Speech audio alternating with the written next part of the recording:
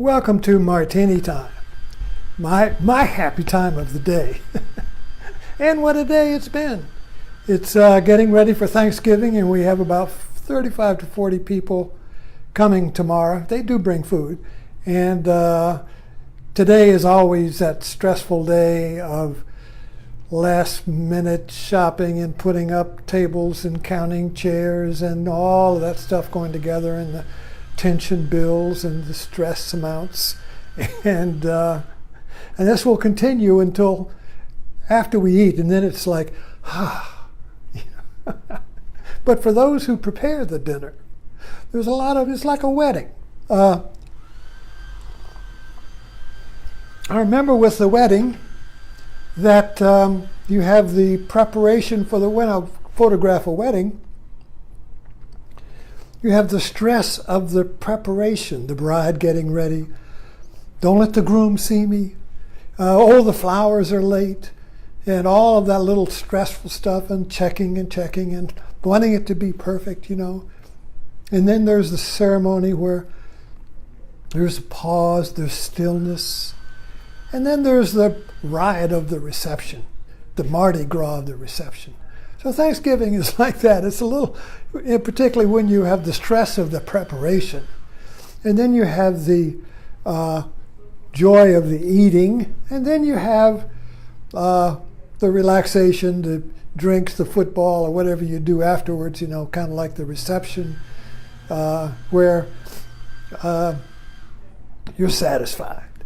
You're full, the tension is gone, you're satisfied.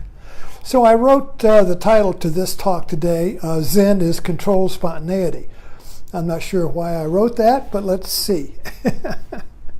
I spent the day, I had to go pick up my daughter at the bus station. So while I was waiting, and then she had to get some other stuff. So when I wait in the car, I listened to Alan Watts. So I've been listening to Alan Watts, his talks about Zen and Buddhism, and so I've been kind of full of that today. So it's kind of like a alternate reality where I take flights in Buddhism and metaphysics and all that, and then I land back in the reality of stress for I can see my collar. The everyday stress of getting ready for Thanksgiving. And so then I take this break here. I was paused, I want to give a talk, the people are running around, whatever.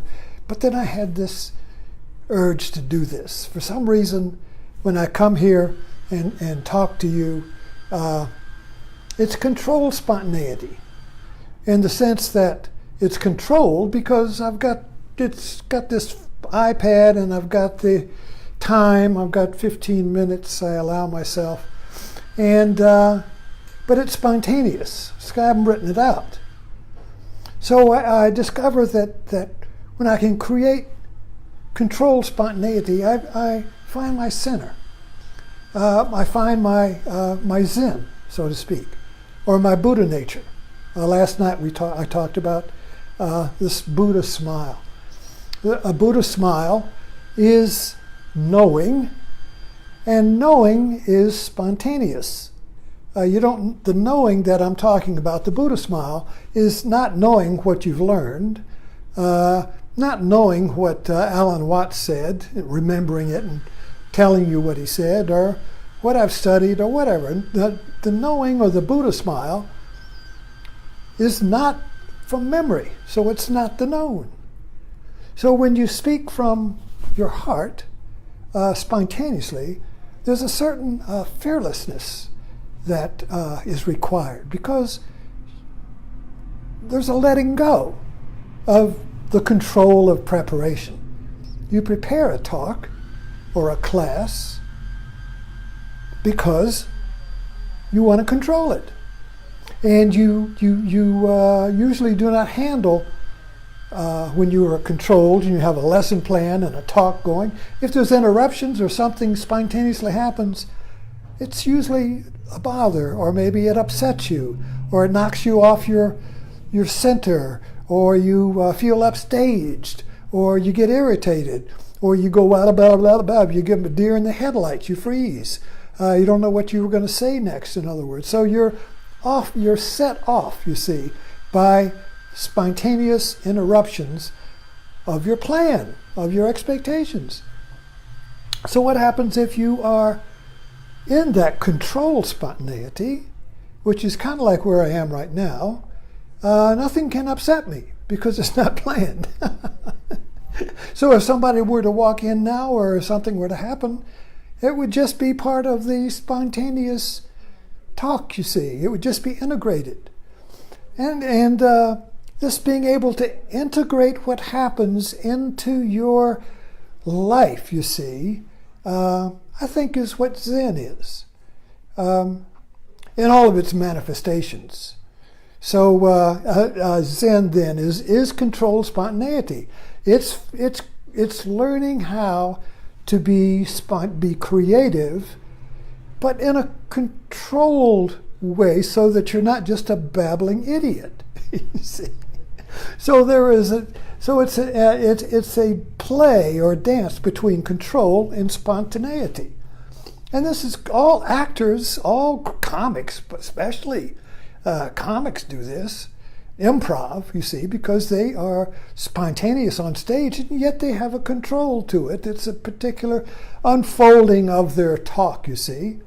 And when I'm doing this talk, I'm letting it unfold organically, which is also Zen. You see, art in Zen is allowing the faults, the grain, the waves, the leaves, the mistakes to direct the development of the art, so that the art grows organically out of itself and is not controlled or contrived, you see.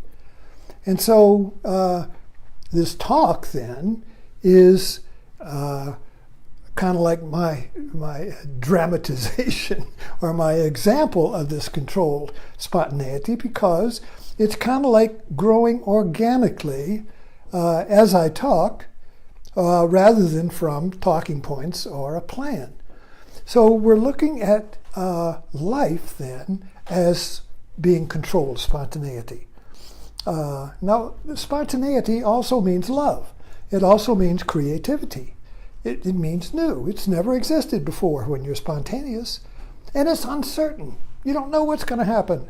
That's why people are rather afraid to let go, you see, because they might make a fool of themselves. They might do something wrong. They might be criticized. What will people think, you see? So there's a great deal of fear in letting go and just doing it, you see. Kind of like the Nike commercial. Just do it, you know. Just take the brush and do it. If you're going to write, just pick up the keys and write. When I write on Facebook, I practice that. That's Facebook. My writing on Facebook is a Zen practice.